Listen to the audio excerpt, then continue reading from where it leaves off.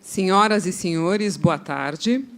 Sejam todas e todos muito bem-vindos ao último evento da programação do Mês da Mulher no Tribunal de Justiça Militar do Estado de São Paulo.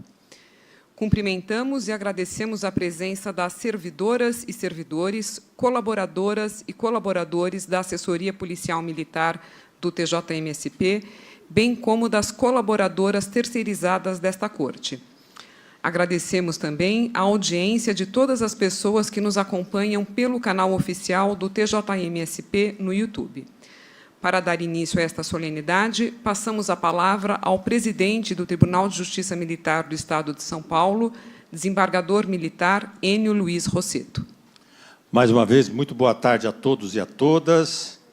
Estamos reunidos aqui em sequência à comemoração do Dia Internacional da Mulher.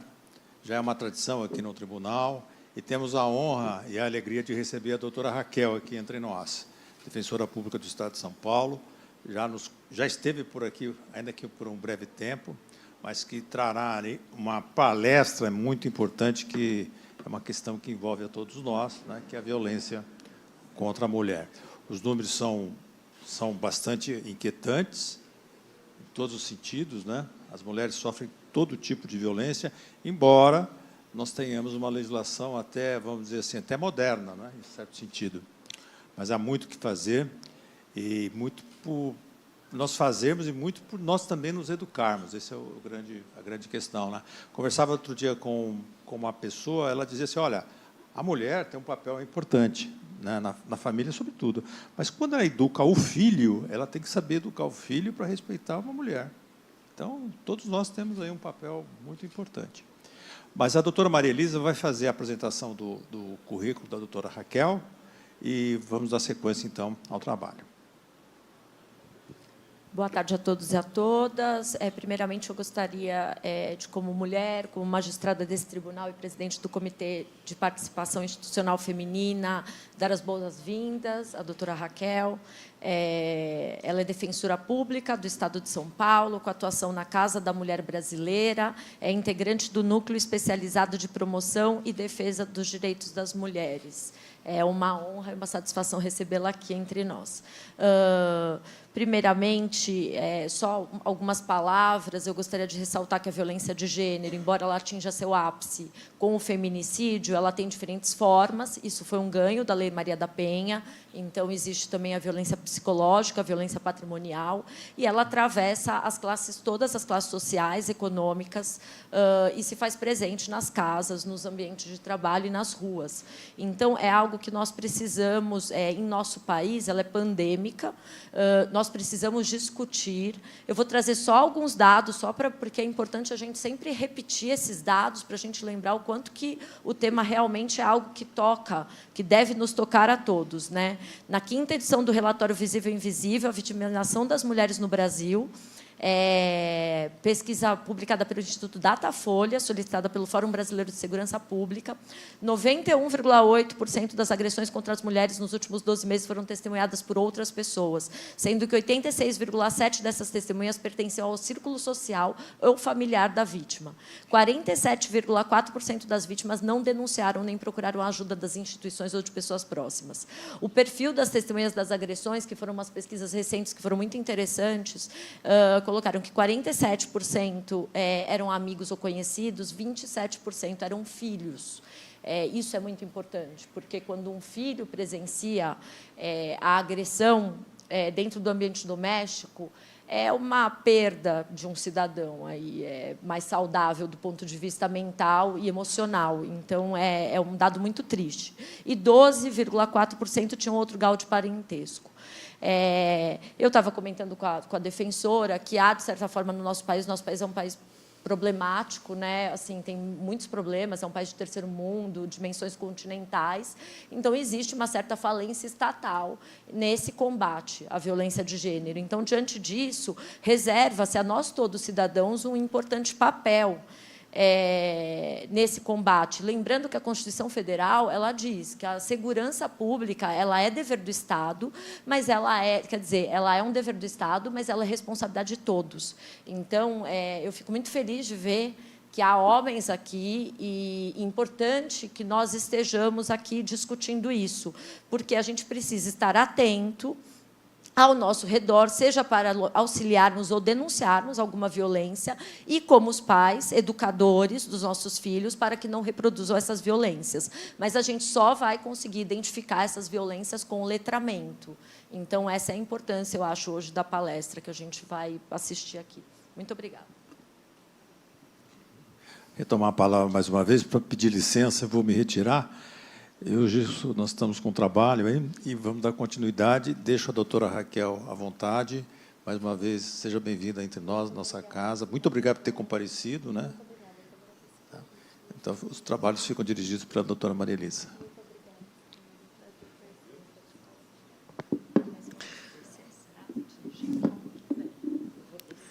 Agradecemos as palavras do presidente, o desembargador militar Enio Luiz Rossetto, e também as considerações da doutora Maria Elisa. Antes de passar a palavra para a doutora Raquel, só informando que essa exposição contará com uma roda de conversa. Então, vocês podem ficar à vontade para fazerem as suas perguntas, contarem as suas histórias.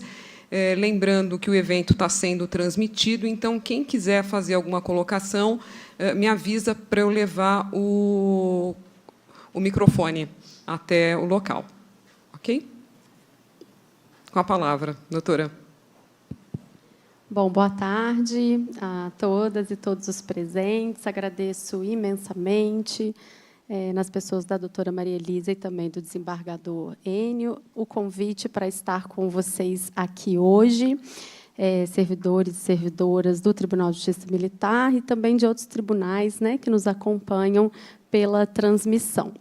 É uma satisfação conhecer hoje a sede do Tribunal de Justiça Militar. Eu comentei há pouco, né, com o desembargador, que eu substituí um colega defensor aqui durante a pandemia, então atuei brevemente aqui por uns dias no tribunal, mas não conhecia a sede. É uma alegria e agradeço em meu nome e em nome da Defensoria Pública do Estado de São Paulo a possibilidade da gente fazer esse diálogo interinstitucional tão relevante, né? Assim, faço eco às palavras da doutora Maria Elisa, na minha crença nas atividades educativas, né? Dizia agora há pouco que educação em direitos é uma função institucional prevista na lei, né, que rege a carreira da Defensoria Pública. Então, estar aqui é um dever e uma função que exerço, inclusive, com muita alegria e satisfação, e espero muitíssimo contar com a participação de todos e todas.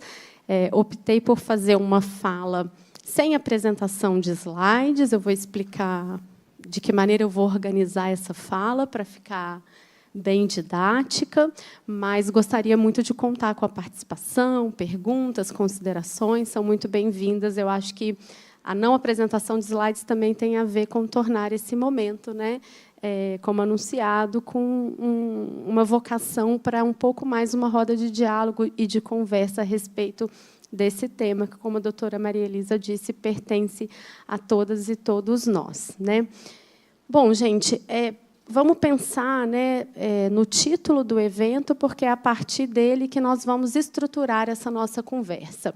Quando conversei, né, com a Camila sobre a estruturação dessa nossa conversa, a gente pensou sobre a violência de gênero, sobre os direitos das mulheres e as políticas e os mecanismos de proteção. Então, eu vou organizar essa conversa em torno desses 3 eixos, né? O que é a violência de gênero? Quais são os direitos das mulheres? E, quando eu falo aqui nessa parte dos direitos das mulheres, eu vou me restringir aos aspectos jurídicos de enfrentamento à violência doméstica. E, por fim, esses mecanismos e políticas de proteção, que aí eu vou me referir a mecanismos extrajurídicos, interdisciplinares de combate à violência contra a mulher. Tá? Então, a gente vai organizar em torno desses 3 eixos. Primeiro, eu queria conversar sobre essa expressão violência de gênero, né, que foi assim que chegou a proposta para mim de vir conversar hoje. E de onde veio essa expressão? Né? Essa expressão veio da Lei Maria da Penha. Ela está prevista na Lei 11.340, de 2006. E ela está ligada ao conceito de violência doméstica, embora, a gente vai ver já já, ela não se restrinja à violência doméstica.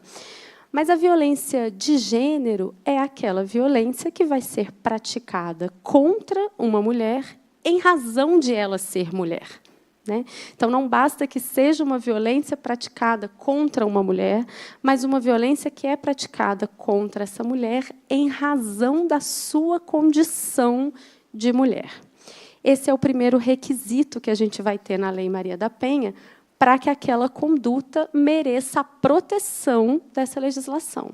Então, a Lei Maria da Penha vai dizer que constitui violência doméstica e familiar contra a mulher qualquer ação, qualquer omissão baseada no gênero e que seja capaz de produzir a morte, lesões, dor ou sofrimento, tanto físico quanto psíquico, e danos morais ou materiais, e essas ações e omissões baseadas no gênero. Esse é o início da conversa para a gente ter a aplicação da Lei Maria da Penha. Basta, então, que seja uma ação ou uma omissão praticada contra uma mulher em razão de ser mulher, para que a gente consiga invocar a proteção da Lei Maria da Penha? Não. A gente vai precisar também, e o próprio nome dessa violência já dá essa pista, que se trate de uma violência doméstica e familiar. Então, a lei vai trazer para a gente 3 hipóteses em que se configura essa chamada violência doméstica. Né? Uma das hipóteses é quando a gente tem o âmbito familiar. Então, é uma violência que se dá contra a mulher e ela pode acontecer no âmbito da família. Quando eu digo família, eu não estou dizendo só marido e mulher. Né? Existem outras manifestações de violência contra a mulher. A gente atende, por exemplo, casos, muitos, inclusive, infelizmente, de filhos contra a mãe, irmãos contra irmãs. Então, a lei diz, o âmbito familiar também está protegido pela Lei Maria da Penha. Além do âmbito familiar, a gente tem o âmbito da coabitação. Pessoas que moram juntas, mas que não necessariamente são familiares, são parentes, não estão aparentadas. Um exemplo que a jurisprudência costuma trazer para a gente de aplicação da Lei Maria da Penha são casos, por exemplo, de crimes praticados por um patrão contra uma empregada doméstica naqueles moldes de empregadas domésticas que ainda vivem no emprego. Não existe relação de afeto, não existe relação familiar, mas existe relação de coabitação. Eles dividem a mesma casa. E a terceira hipótese é a mais intuitiva, a mais fácil da gente identificar na sociedade, que são, de fato, as violências que são praticadas dentro das relações íntimas de afeto. Né? Marido e mulher, namorado e namorada, companheiro e companheira, ex-namorado, ex-companheiro, ex-marido. Né?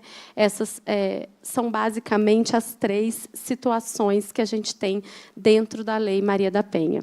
Então, veja, a gente já construiu aqui um pouco que, para receber a proteção da Lei Maria da Penha, Lei 11.340, a gente tem uma ação ou uma omissão criminosa que produz sofrimento, lesão, morte, dano a uma mulher, necessariamente, em uma dessas 3 situações que eu falei para vocês.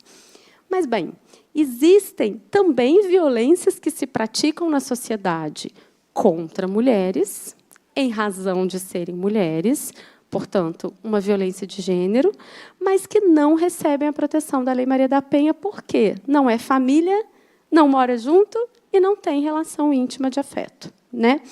Quais são esses exemplos mais comuns, né, que a gente vê no dia a dia?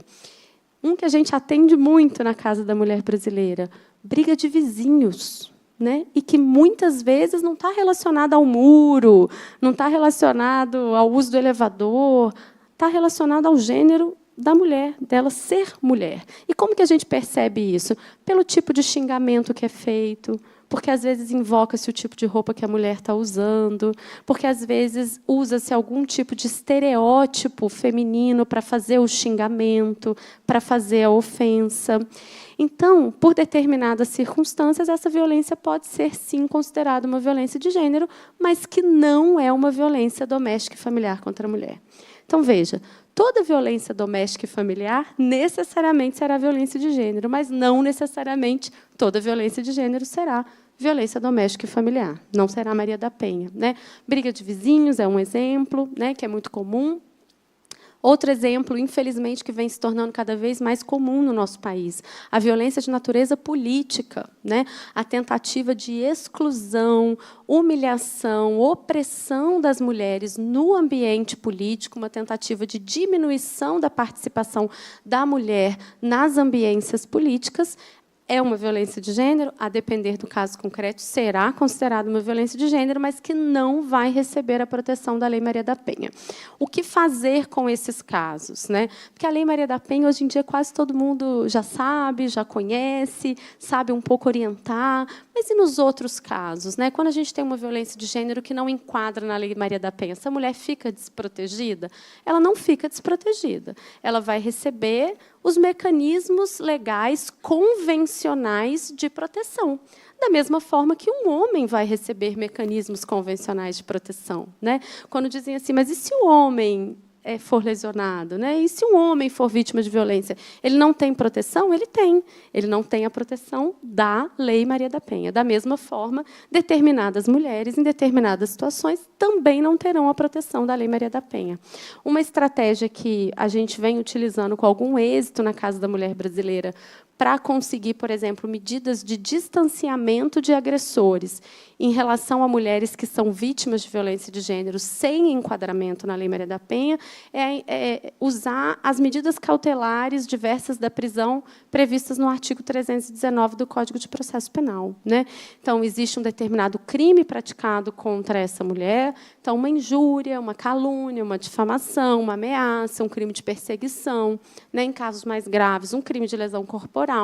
E aí você pede ao juiz que está sendo responsável por presidir aquela ação penal contra esse agressor que aplique a ele medidas cautelares diversas da prisão, consistentes em mecanismos concretos de proteção da vítima. Não aproximação, proibição de que ele faça contato com ela de qualquer forma, proibição de divulgação de fotos e conteúdos íntimos na internet, né, que é uma forma muito comum, hoje em dia, de violência de gênero. Então, existem mecanismos de proteção para além da Lei Maria da Penha. Então, fizemos essa distinção um pouco entre a violência de gênero, que atrai a Lei Maria da Penha, e a violência de gênero, que não atrai a Maria da Penha, mas que também vai merecer punição e proteção pelo Estado brasileiro, né? A Lei Maria da Penha, gente, ela completou 18 anos, né, no ano passado, e eu acho que é uma lei que sobre a qual muito já se falou. Eu imagino que quem esteja por aqui, frequentando essa ambiência de um sistema de justiça, já tem ouvido falar bastante da Lei Maria da Penha, mas eu gosto de dizer, né, sempre que eu tenho oportunidade, que a Lei Maria da Penha, ela, desde os seus artigos iniciais, desde, a verdade, o preâmbulo dessa lei, ela faz uma invocação, né, um dizer explicitamente que a violência contra a mulher é uma forma de violação dos direitos humanos e que a não proteção da mulher pelo Estado brasileiro também constitui uma violação aos direitos humanos, né? Além disso, é uma lei que, desde o início, vai deixar muito claro que é uma lei que visa a proteção da mulher, né? Deixando clara essa proteção específica a um grupo específico. E por que existe essa proteção tão específica, né? Por que foi feita uma lei direcionada especificamente para esse público? Porque constatou-se que existe na sociedade brasileira, como a doutora Maria Elisa disse, uma situação pandêmica para usar a expressão, de violência contra esse grupo específico. A Lei Maria da Penha, ela é considerada, gente, um exemplo prático, bem famoso no direito brasileiro, de uma ação afirmativa. As ações afirmativas são aquelas que vão selecionar determinados grupos que são manifestamente vulnerabilizados, estigmatizados, estereotipados, vão selecionar esse grupo para criar determinadas políticas públicas de promoção que visam, ao longo dos anos, superar essas desigualdades. Então, toda ação afirmativa, o que a gente mais deseja é que ela deixe de existir, né, é que um dia a gente não precise mais da Lei Maria da Penha, que a gente não precise mais de uma ação afirmativa, porque nós alcançamos a almejada igualdade substancial na sociedade, né? Então, ela surge, né, fruto de uma condenação do Estado brasileiro, né, no Sistema Interamericano de Direitos Humanos, pelo caso da senhora Maria da Penha, né, que foi vítima de tentativas de feminicídio, caso gravíssimo, já muito divulgado na mídia, e que o Estado brasileiro falhou em punir, né? Demorou muitos anos para punir. O Brasil recebeu essa condenação e parte dessa condenação impôs ao Estado brasileiro o dever de proteger essas mulheres. Então, é nesse contexto que a Lei Maria da Penha ela surge da constatação de que existem muitos casos de violência doméstica contra a mulher e ela surge da constatação de que o Estado brasileiro falha em proteger essas mulheres. É assim que ela vai aparecer. Então, como uma ação afirmativa, no sentido de que ela seleciona um grupo específico e busca dar a esse grupo específico instrumentos poderosos de superação de um cenário de desigualdade, né? E por que desigualdade? Desigualdade que a gente verifica pelos números, né? Significa que outros grupos não são também violentados, que outros grupos também não têm direitos violados, suprimidos na nossa sociedade? Não, claro que não. Tanto que todos esses outros grupos dispõem de uma série de outros diplomas normativos de proteção, né? A gente tem o Estatuto da Criança e do Adolescente para um público, temos o Estatuto do Idoso, o Estatuto da Pessoa com Deficiência. Então, veja, o Estado brasileiro seleciona grupos de maior vulnerabilidade para dar a eles maior proteção. Acho que ninguém questiona que as mulheres são mais alvo de violência do que outros públicos, do que homens, por exemplo. E é parte dessa constatação inequívoca que leva à necessidade de uma legislação tão específica, né?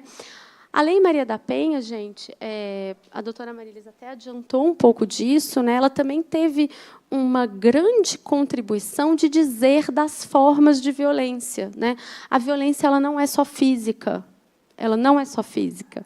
A Lei Maria da Penha vai trazer no artigo 7º 5 formas de violência. A física, que é a mais fácil da gente assimilar, conhecer, entender, né, que está sendo vítima dela, mas existe também a violência psicológica, e aí eu chamo a atenção, né, para a relativamente recente incorporação no Código Penal brasileiro do crime de violência psicológica e também do crime de perseguição, o crime de stalking, né, que consiste justamente numa violência psicológica reiterada a uma vítima.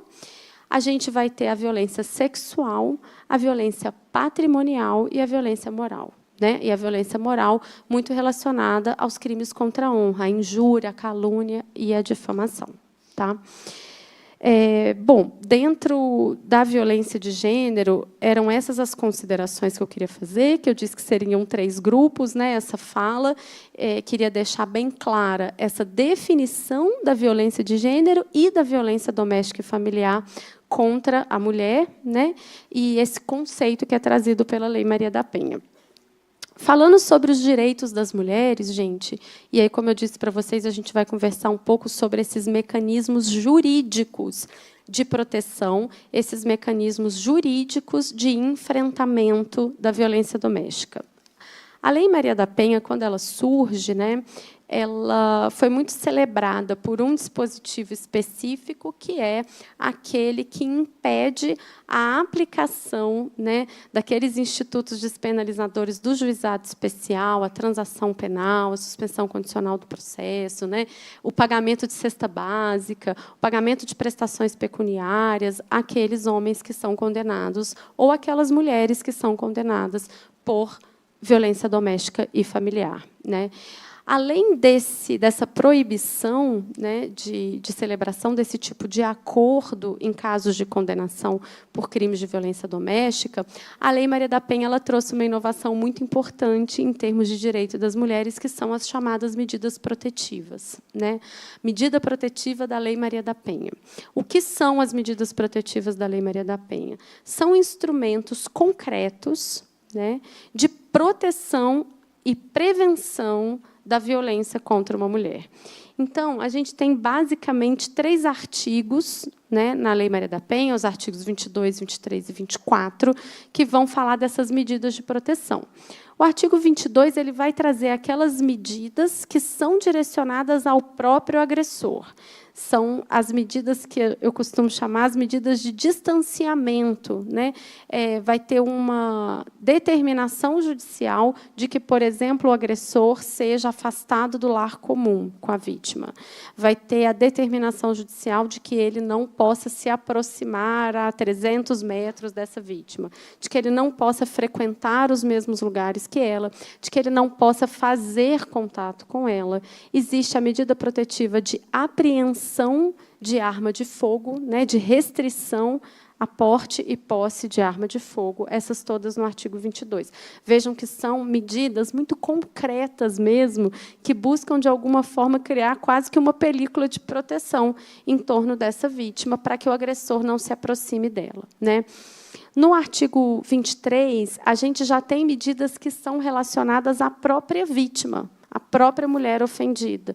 Então, nós vamos ter a possibilidade, pelo artigo 23, de encaminhar essa mulher e seus dependentes de volta para o lar conjugal, porque, às vezes, ela foge, né, da casa e aí ela precisa de um apoio para retornar. A gente vai ter aqui medidas de natureza mais social, de direitos sociais, matrícula preferencial dos filhos dessas mulheres em escola, caso eles estejam fora da escola, transferência escolar, porque, às vezes, os filhos estão matriculados numa região de risco para essa mulher e ela passa a ter direito a transferi-los para onde quer que ela vá, isso tudo de maneira preferencial. A gente tem, hoje em dia, o auxílio aluguel.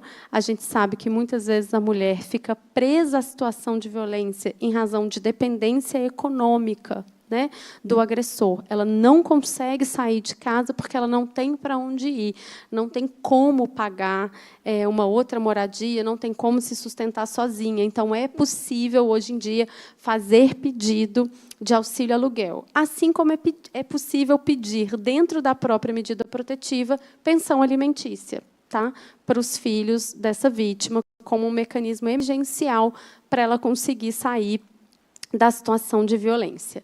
No artigo 24, né, eu disse que eram 3, basicamente, os dispositivos que concentram as medidas protetivas, a gente vai ter aquelas medidas de natureza patrimonial, que, infelizmente, são as menos aplicadas, né, na prática. Mas são medidas que se destinam à proteção do patrimônio dessa vítima. E aí, o que a gente tem aqui de forma concreta? A gente tem a possibilidade de busca e apreensão de pertences.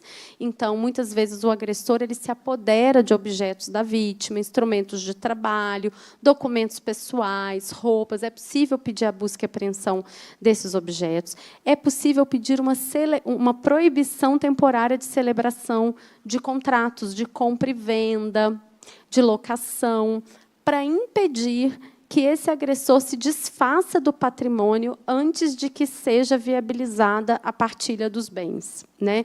Então, é uma situação bastante comum que a mulher tem medo de sair de casa e, nesse meio tempo, o homem vender absolutamente tudo que ela possui, né? Então, é possível também pedir essa proibição temporária de celebração de contratos, todos esses atos destinados à proteção do patrimônio dessa vítima. Além disso, gente, na Lei Maria da Penha, hoje em dia, a gente tem, ainda voltado para essa questão da preservação da autonomia patrimonial e profissional da mulher, a gente tem a possibilidade de pedir ao Poder Judiciário o afastamento da mulher das suas atividades laborais por até 6 meses, com a manutenção do vínculo empregatício. Isso é muito relevante, porque muitas mulheres também, ainda mais quando a gente pensa na nossa realidade aqui, de uma cidade grande como São Paulo, muitas vezes essas mulheres deixam de sair do seu lar, onde são agredidas, para buscar apoio, por exemplo, familiar, rede de apoio, etc., porque está muito distante geograficamente e ela não vai ter como ir ao trabalho. E, hoje em dia, a gente consegue formular também esse requerimento de suspensão do comparecimento ao trabalho pelo prazo de até 6 meses. Tá? Ainda em termos de direitos, né, da mulher que é vítima de violência, mais especificamente aqui a gente está falando vítimas de violência doméstica, a gente tem a proteção de sigilo dos dados, né, dessa mulher, também previsto na Lei Maria da Penha. É uma forma de preservação da intimidade, da privacidade, mas é também uma forma de preservação da integridade física dessas mulheres. Existe um mecanismo, aqui em São Paulo a gente consegue concretizá-lo de forma muito simples, tanto no âmbito municipal quanto no âmbito estadual, que é pedir que os dados das crianças e adolescentes nas secretarias de educação permaneçam offline, porque os agressores conseguiam descobrir o território em que a vítima se encontrava através da matrícula dos dependentes, através da matrícula dos filhos. Então, hoje em dia, quando a gente tem uma mulher em local de sigilo, né, porque ela está em fuga da situação de violência, a gente consegue pedir às secretarias de educação que mantenham os dados offline, ou seja, os dados daquela criança e daquela mulher não vão ficar disponíveis para consulta pública, né, na internet. Além desses direitos de sigilo, a gente tem na Lei Maria da Penha a previsão de diretrizes de atendimento para que o atendimento seja feito de forma especializada, capacitada e humanizada. Além disso, a gente tem também a previsão de prioridade de atendimento a essas mulheres que são vítimas de violência. Quando eu falo prioridade, é prioridade de tramitação de processos. Então, um processo que envolva um núcleo familiar em situação de violência tem prioridade de tramitação. Isso está previsto não apenas na Lei Maria da Penha, mas no próprio Código de Processo Civil, né? E a gente tem prioridade de atendimento também na rede de saúde e no sistema de segurança pública. Então, esses são alguns dos direitos que estão previstos, né, e que estão muito relacionados a aspectos mais jurídicos dessa rede de proteção para a mulher que é vítima de violência.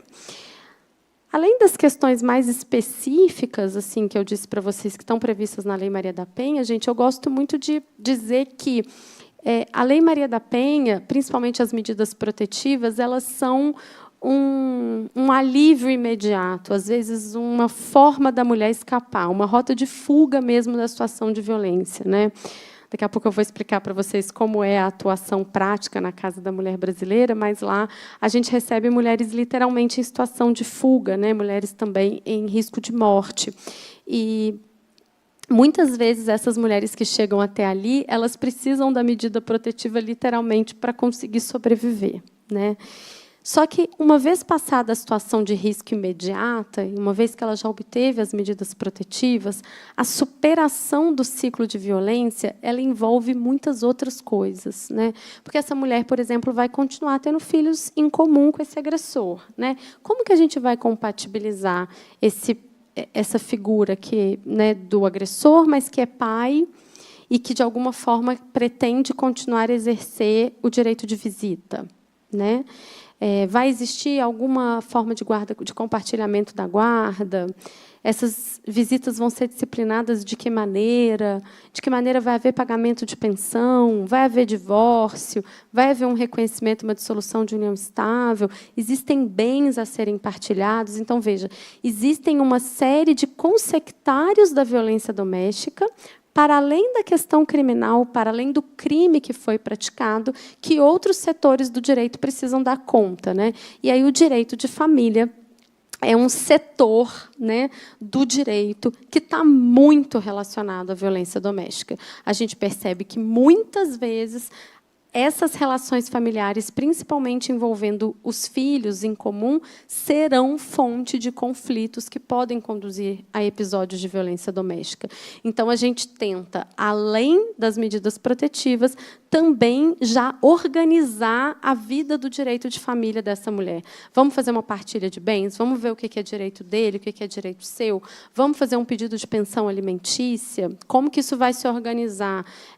Esse pai tem condição de continuar visitando essa criança? Sim, tem condições, né? Nunca foi violento com a criança. Vamos fazer uma compatibilização desse direito de visita para que você, que é vítima, não tenha que intermediar. Vamos convocar uma terceira pessoa para intermediar. Então, essa disciplina do direito de família também a gente considera como um instrumento de rompimento do ciclo de violência doméstica. Além do direito de família, gente, a gente também pode pensar em ações do direito civil para, de alguma forma, recompor danos que foram cometidos contra essa mulher vítima de violência doméstica. E aqui a gente pensa principalmente nos danos patrimoniais e nos danos morais que foram cometidos contra essa mulher.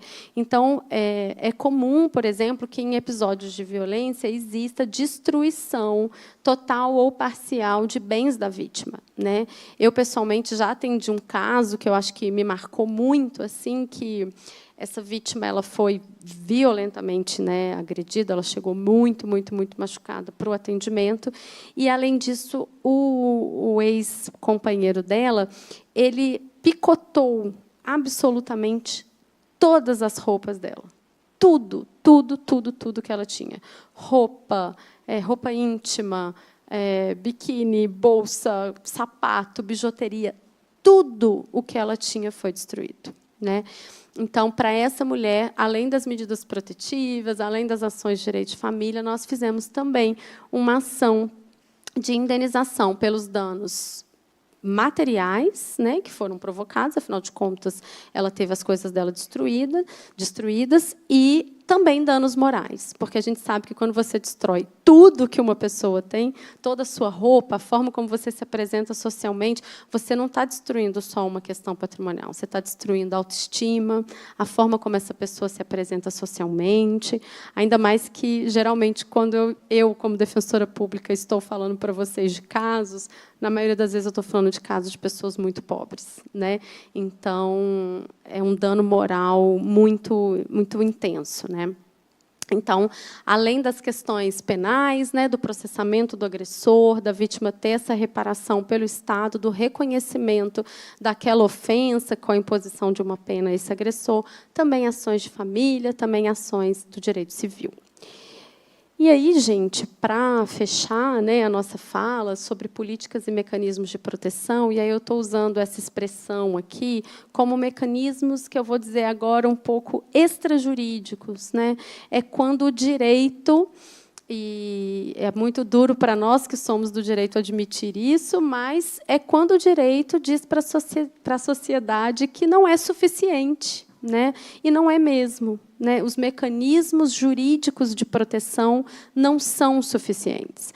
O direito sozinho não dá conta do enfrentamento à violência doméstica, né?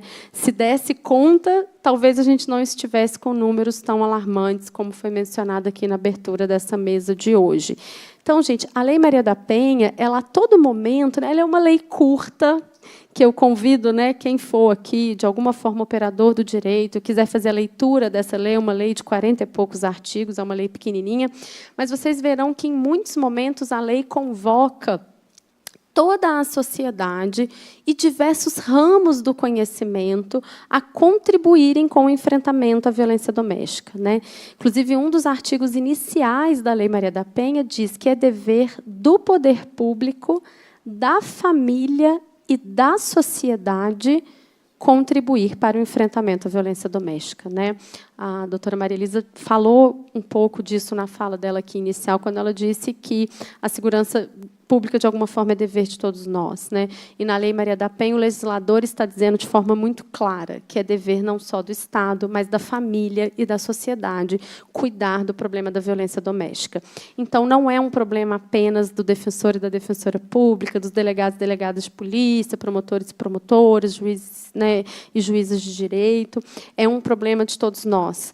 E, pensando nisso, a Lei Maria da Penha deixa muito claro que deve ser convidado para o debate da violência doméstica todo e qualquer setor relacionado à rede de proteção social, né?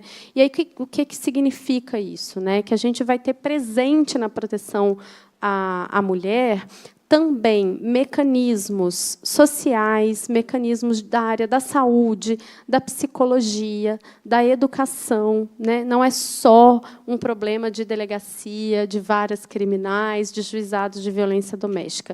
É um problema muito complexo e que, por isso, também demanda soluções integrativas, ou seja, reunião de esforços de diferentes setores sociais, até porque a violência que se pratica e que a gente sofre tanto para baixar esses índices tão tristes, né, que a gente ouviu aqui hoje, esse problema não é um problema que vai se resolver apenas numa audiência judicial, né? É um problema que está relacionado a uma forma como a sociedade enxerga a mulher e o papel da mulher.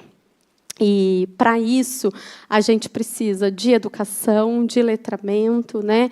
E eu acredito muito nesse tipo de atividade que a gente está fazendo, porque o pouco que cada um conseguir compartilhar disso, seja para ajudar uma pessoa que está em situação de violência, seja para ajudar um pouco a mudar a mentalidade de um vizinho, de um familiar, veja bem, não é bem assim, né?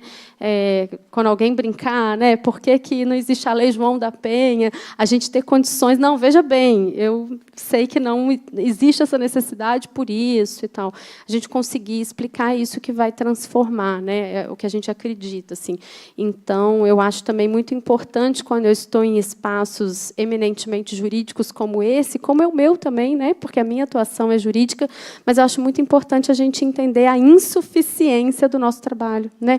Porque a gente precisa de bons psicólogos e boas psicólogas ao nosso lado, assistentes sociais, para conseguir inserir essa mulher, que muitas vezes é vulnerável socioeconomicamente, na rede de proteção, ver se ela está tendo acesso aos benefícios a que ela tem direito, se os filhos estão matriculados na escola, se ela está referenciada no SUS, se ela tem documentos. Veja, a assistência social faz um trabalho riquíssimo de reinserção de cidadania, né, para essas mulheres. Então, quando a gente fala de políticas e mecanismos de proteção, é preciso compreender que o problema da violência doméstica é muito grande e que, por isso, ele depende de diversos setores profissionais e não profissionais, porque também, como eu disse para vocês, a sociedade e a família também estão sendo convidadas, na verdade, convocadas pelo legislador a contribuírem para esse enfrentamento. Em relação às políticas públicas, eu gostaria só, né, até para vocês entenderem por que eu estou aqui e como é o meu trabalho, eu vou falar da política pública específica da Casa da Mulher Brasileira, para quem ainda não conhece, né, ficar conhecendo o que significa esse equipamento, e, desde já, antes de qualquer coisa, fica aqui o meu mais sincero convite para que conheçam também o equipamento, a Casa da Mulher Brasileira, aqui da cidade de São Paulo, fica no bairro do Cambuci. E a gente gosta de receber na defensoria, explicar como funciona, apresentar o equipamento. É importante que todos conheçam, para que todos possam recomendar a quem precisa, né? A Casa da Mulher Brasileira, gente, ela é, vamos dizer assim, um lugar muito privilegiado de atendimento a mulheres em situação de violência doméstica, porque ela concretiza esse desejo legislativo de que a violência seja tratada sob um prisma multissetorial, sob um prisma interdisciplinar, né? A lei que cria a Casa da Mulher Brasileira, ela é parte de um eixo, né, de uma política pública que chama Mulher Viver Sem Violência, que nasce em 2013, e, atualmente, a gente tem, né, no Brasil, 10 casas da mulher brasileira já implementadas em funcionamento, e a gente tem já uma lei para a construção de outras 20 casas da mulher brasileira no território nacional. A Casa da Mulher Brasileira da cidade de São Paulo foi implementada em 2019, né?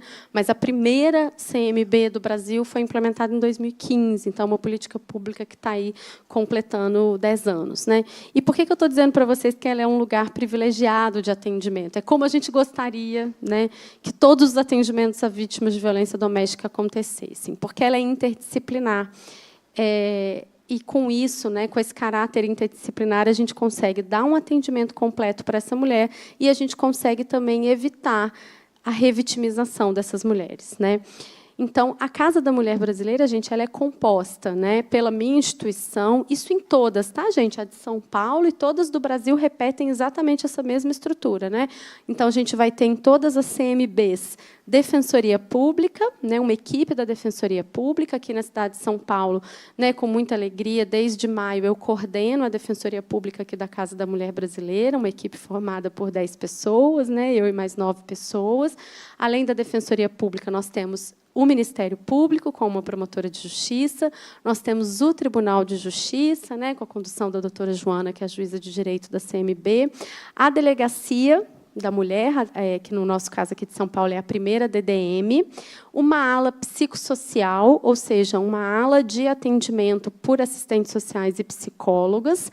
A gente tem um alojamento de passagem, e esse alojamento de passagem ele é destinado a mulheres que chegam na Casa da Mulher Brasileira e não têm para onde ir, não tem rede de apoio. Geralmente, elas chegam em situação de fuga, e, para que elas recebam o acolhimento, né, para que elas possam ficar nesse alojamento de passagem, existe uma constatação de risco de morte, né? Além disso, a gente tem a Guarda Civil Metropolitana, que aqui em São Paulo, a presença da GCM se dá através do programa Guardiã Maria da Penha, e, recentemente, a gente teve implementado aqui em São Paulo um posto do Instituto Médico Legal. Então, veja, uma mulher que sofreu uma situação de violência, ela pode, a um só tempo, ser alojada com seus filhos, né? Ela vai conseguir fazer o registro de um boletim de ocorrência na delegacia, se ela desejar. Ela consegue fazer um pedido de medida protetiva, seja na delegacia, seja no Ministério Público, seja na Defensoria.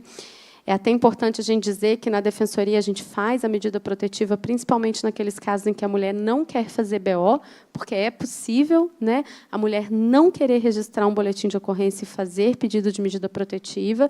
Isso já era assim entendido pela jurisprudência há bastante tempo, mas, em 2023, felizmente, a gente teve essa previsão positivada na lei. Então, hoje em dia, está bem claro que a possibilidade de pedir medida protetiva independe de ação penal, inquérito policial e boletim de ocorrência.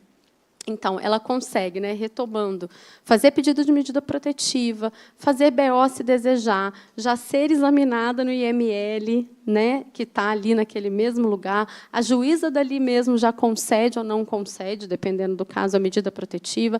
Ela consegue ser ouvida por uma equipe de psicologia, ela consegue passar na assistência social para ver se tem direito ao auxílio aluguel, Bolsa Família, se as crianças estão na escola, esse tipo de coisa. Consegue, com a Defensoria, também já receber os encaminhamentos que eu falei para vocês, próprios do direito de família. Vamos organizar o seu divórcio, vamos agendar para você ser atendida.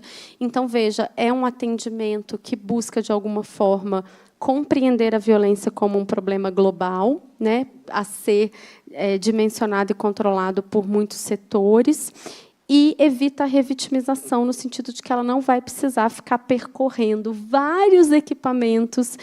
Ainda mais, de novo, eu digo, né, numa cidade do tamanho de São Paulo, ter que ficar se deslocando para uma cidade tão grande, e, em cada lugar que ela for, ela precisar ficar contando de novo a sua situação de violência, né?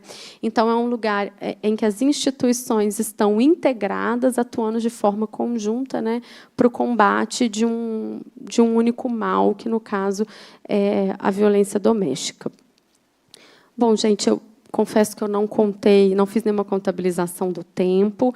Era basicamente isso que eu queria passar para vocês em torno, né, dos assuntos que estão propostos para essa conversa de hoje. E eu fico absolutamente à disposição, de verdade, não é só pro forma, para a gente continuar a conversa, respondendo dúvidas ou ouvindo contribuições, né, sobre o assunto, compartilhamento, eventualmente, de experiência. Sempre alguém tem um caso de alguma pessoa conhecida que gosta de trazer. Então, fiquem muito à vontade. Agradeço mais uma vez o convite, a presença e a atenção de vocês.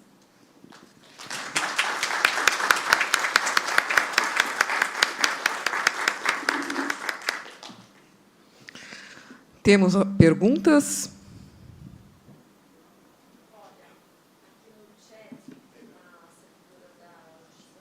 Oi, só um minutinho, doutora.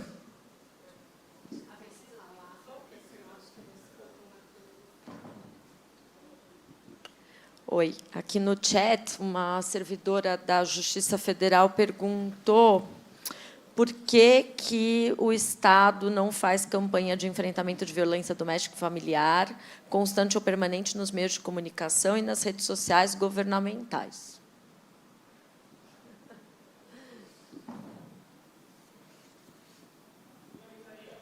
Bom, respondendo à pergunta, né, e eu acho até que a gente também fofocava um pouco sobre isso antes da nossa conversa começar aqui, que eram sobre os aspectos preventivos, né, e educativos. E eu acho que a gente falha mesmo, né? Eu acho que a pessoa que fez a pergunta tem razão. Eu acho que são insuficientes, sem sombra de dúvida, as campanhas de enfrentamento. É interessante também observar como elas acontecem mais frequentemente em março, né, que é o mês que a gente celebra o 8 de março, e também no mês de agosto, que é considerado o agosto lilás, e que, no nosso caso, aqui no Brasil, é o mês também de aniversário da Lei Maria da Penha. E aí, nesses meses, a gente acaba tendo mais projeção para esse tema, e eu acho que, muitas vezes, esse assunto fica escondido. E eu acho que essa pergunta revela, na verdade, um problema que me parece até um pouco mais profundo, e sobre o qual a doutora Maria Elisa também me interpelou a princípio aqui, que é o que fazemos em termos de prevenção, né? Porque é tão triste, gente, tão triste, né? Receber ontem eu já estava no fim do expediente, aquela hora que você fecha a porta porque você está cansado, e na hora que eu estava fechando a porta chegou uma mulher muito machucada para eu atender. Assim, é uma cena horrível, né? Você vê a violência no corpo da pessoa, né? Aquela mulher assim muito machucada chegando, e eu penso, o que poderíamos ter feito para que ela não estivesse chegando na minha porta agora dessa maneira? Então, eu acho que a gente falha, sim, em termos de prevenção, né? E por que não fazemos? Eu não sei, é impossível, eu acho, fornecer uma resposta muito global, porque nós temos instâncias federativas muito distintas, né? Então, a gente tem governos municipais, estaduais, o próprio governo federal, que devem se debruçar todos, né? E também a Lei Maria da Penha, em diversos momentos, convoca todas as esferas da federação a contribuírem também, inclusive fazendo especificação de dotações orçamentárias específicas, porque precisa também de dinheiro, né, para que possa acontecer o enfrentamento. Então, é difícil dar uma resposta uniforme. Eu acho que cada governo, às vezes, vai ter um perfil, né, de divulgação ou não dessas questões, de adesão ou não a esses combates. Mas, para não ficar só no campo do pessimismo, eu vou salientar o que eu acho que hoje melhorou em termos desse assunto, de divulgação e em termos de mecanismos de prevenção. Eu acho que a Lei Maria da Penha, para além das conquistas legislativas e dos instrumentos concretos de proteção sobre os quais conversamos aqui, eu acho que ela tem um mérito muito grande, que é um mérito cultural, que é de se falar sobre a violência doméstica, né? Aquela coisa bem comum e clichê na sociedade brasileira, do briga de marido e mulher, ninguém mete a colher, né? Do que acontece para dentro da porta, não interessa a ninguém, o âmbito privado muito protegido da incidência da proteção estatal. Eu acho que esses elementos, de alguma forma, foram, sim, quebrados um pouco pela Lei Maria da Penha. Eu acho que hoje a gente fala muito mais sobre isso, gente, muito mais, né? Como coordenadora da Defensoria na Casa da Mulher Brasileira, eu tenho a atribuição de fazer os atendimentos, né? Então, vocês me encontram lá de segunda a sexta, de 10 da manhã às 5 da tarde, mas é parte da minha atribuição também fazer o que eu estou fazendo aqui hoje, atividades de educação em direitos. E eu sou muito convidada a ir falar nos lugares. Então, eu acho que isso também me diz de uma coisa positiva. As pessoas querem falar sobre isso. As pessoas querem ouvir sobre isso, né? A gente, atualmente, está numa parceria, até fiquei feliz que nós estamos aqui do lado do SESC, né? Que é esse equipamento tão valioso, principalmente para a cidade de São Paulo, porque são muitas unidades em termos de democratização de acesso à cultura e à educação aqui na nossa cidade. E eles nos procuraram para fazer uma parceria, nós da Defensoria na Casa da Mulher Brasileira, para promover a educação em direitos com as mulheres trabalhadoras do SESC, né? E aí a gente tem feito, durante esse mês, algumas rodas de conversa com essas trabalhadoras do SESC, lá no nosso auditório da Casa da Mulher Brasileira. Então, vejam, a sociedade civil nos procura e diz, me ajude, de alguma maneira, a educar essas mulheres sobre os direitos que elas possuem. E, quando a gente faz uma roda, são rodas pequenas, sabe, gente, de até 15 pessoas, né? É impressionante como, todas as vezes, alguém se encoraja a dizer de uma situação que está vivendo, né? Ou pessoalmente, ou de alguém muito próximo. Então, eu vejo isso como um ponto positivo da Lei Maria da Penha, porque trouxe isso para o debate. As pessoas falam disso, as pessoas conhecem o nome da lei, né? Se você não é do direito, se você não trabalha na justiça, né, experimente perguntar a um parente seu assim: me fala o nome de 5 leis no Brasil, né? Talvez a pessoa não saiba dizer 5 leis, mas muitas pessoas vão saber, tem a Lei Maria da Penha. Então, eu acho que isso não é pouco, isso transforma culturalmente, isso tira o estigma do silêncio, isso traz o assunto para a roda, traz o assunto para o debate.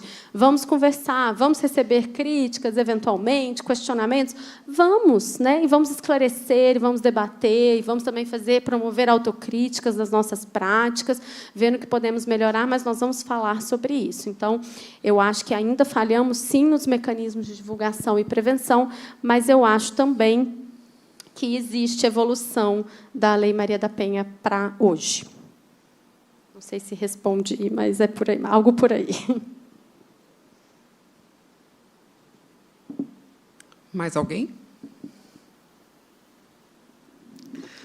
Bom, então, nesse momento, convidamos o assessor da presidência, Alexandre Palladini, a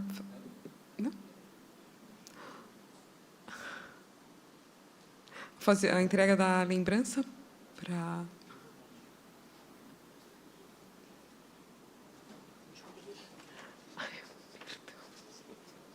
Desculpa, Adriano Palladini.